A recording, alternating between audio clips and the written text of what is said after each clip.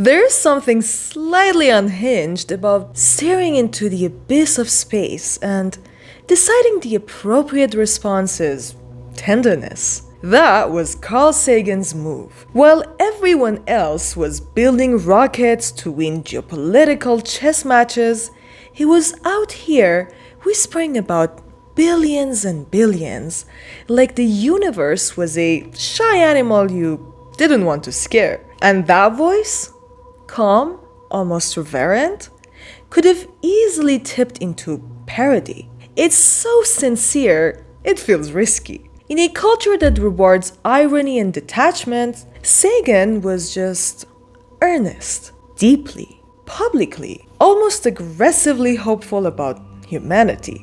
But here's the twist. He was also obsessed with skepticism.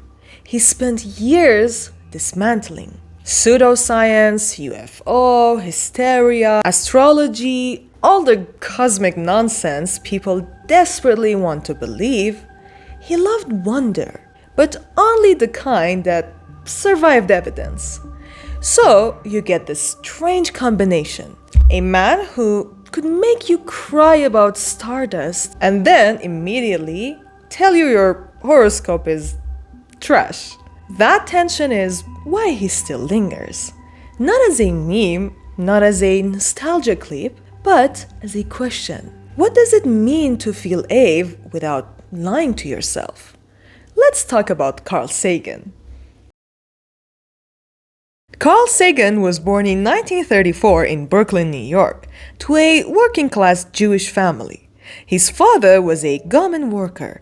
His mother had big ambitions for him, not in a pushy way, but in a quiet belief that the world was bigger than their apartment. He grew up during World War II and the early Cold War.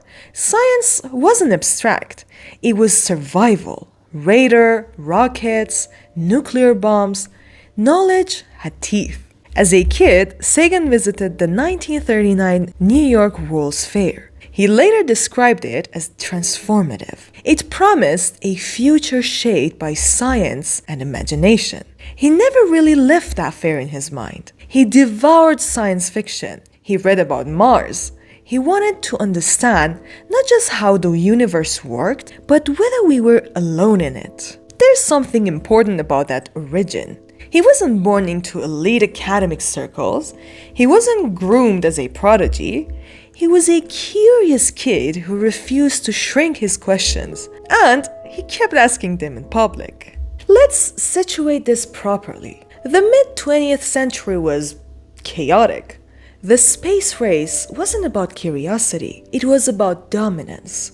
The United States and the Soviet Union were flexing orbital muscle. Put a man on the moon, beat them, plant a flag. Science was nationalized ambition. And here's Sagan, deeply involved in planetary science, advising NASA, contributing to missions like Voyager, but constantly pulling the conversation wider. Not just, can we get there? But what does it mean that we can? He helped design messages intended for extraterrestrials, actual interstellar mixtapes. The golden record on Voyager carries music, images, readings from Earth. Imagine believing so strongly that communication matters. You send a time capsule into the void. That's either romantic or wildly optimistic. Or both. In 1980, Sagan became a household name through the television series Cosmos, a personal voyage. It wasn't just a documentary, it was cinematic, philosophical, poetic. He stood against star feeds and talked about evolution, galaxies, timescales so vast they collapse your sense of proportion. The show reached hundreds of millions worldwide. For a lot of people, this was their first encounter with serious science presented not as homework, but as a story. And Sagan didn't posture as an unreachable genius. He spoke softly. He invited you in. But here's the tension. Some scientists resented him. They felt he was too visible, too media-friendly, too much of a celebrity. Academia can be territorial. Popularity sometimes reads as delusion. Sagan walked that line constantly. Rigorous researcher, public intellectual, TV personality. He believed science belonged to everyone. That belief had a cost. At the center of Sagan's work was a balancing act. He was fascinated by extraterrestrial life. He studied the atmospheres of Venus and Mars. He helped shape planetary exploration. But he was equally committed to debunking nonsense. In 1995, he published The Demon-Haunted World, a direct confrontation with pseudoscience, superstition, and conspiracy thinking. He introduced what he called the baloney detection kit, tools for critical thinking, skepticism, demand for evidence. He wasn't anti-mystery, he was anti-deception. He argued that science is not a body of knowledge, it's a way of thinking, a method for not fooling yourself. That's the core. Not space, not aliens, not even planets, but epistemology. How we know what we know, and what happens when you stop caring. He warned that a society dependent on science and technology, but ignorant of how they work, is vulnerable. That line feels less like prophecy and more like diagnosis. Okay, I need to say this as a person living in the algorithm age. He wrote about a future where people would lose the ability to distinguish between what feels true and what is true. In the 90s, before social media, before deepfakes, before your uncle's Facebook feed turned into a conspiracy buffet. And he wasn't yelling.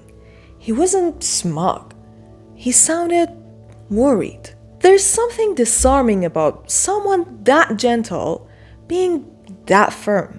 Also, the aesthetic of it all, the turtlenecks, the slow voice, the cosmic piano music, could have aged terribly.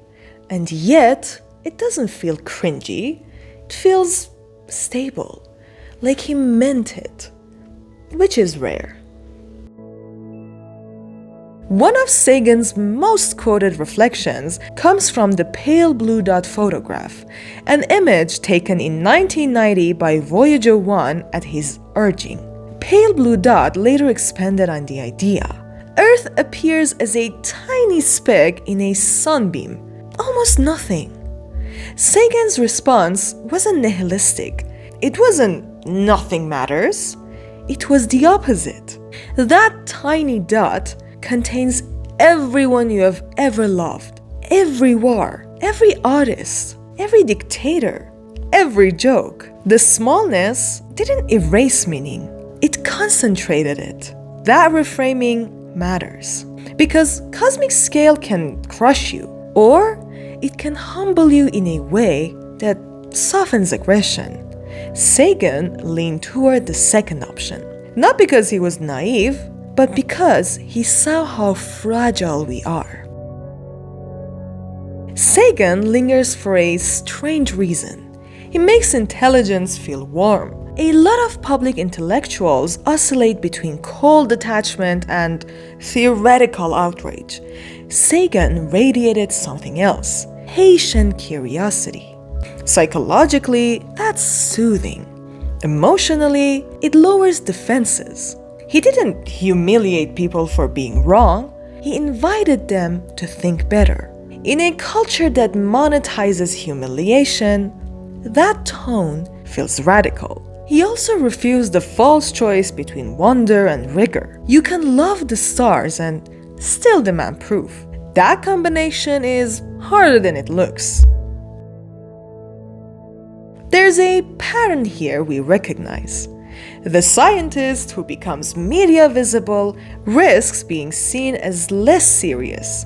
The public educator walks a tightrope between clarity and oversimplification. We see it now with climate communicators, AI researchers, science YouTubers. Visibility can dilute credibility or amplify impact. Sagan accepted the trade-off. He testified before Congress about nuclear winter. He spoke about environmental risk.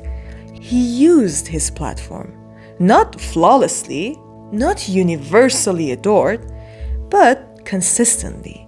There is something almost stubborn about that consistency. He believed communication was part of the job, not an accessory. I think what unsettles me, in a good way, is how uncynical he was. Not ignorant, not blind, just unwilling to surrender awe. It's easier to posture as detached, to pretend you're too smart to feel wonder, to cloak everything in irony so nothing can embarrass you. Sagan didn't do that.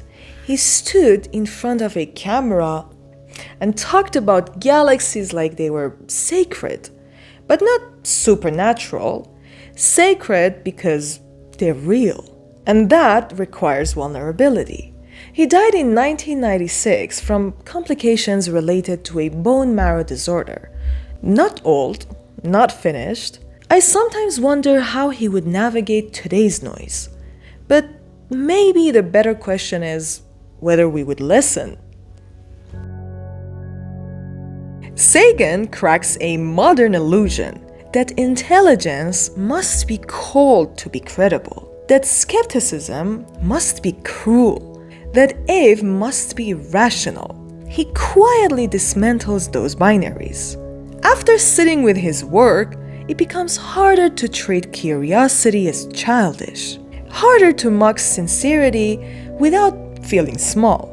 He doesn't demand belief, he models attention. And attention, patient, evidence-based, expansive attention, feels rare. You walk away slightly recalibrated, not inspired in a loud way, just aware that the universe is vast and different, and still worth looking at carefully. Carl Sagan didn't promise that the cosmos loves us. He just showed us that we're here, and that's already astonishing enough.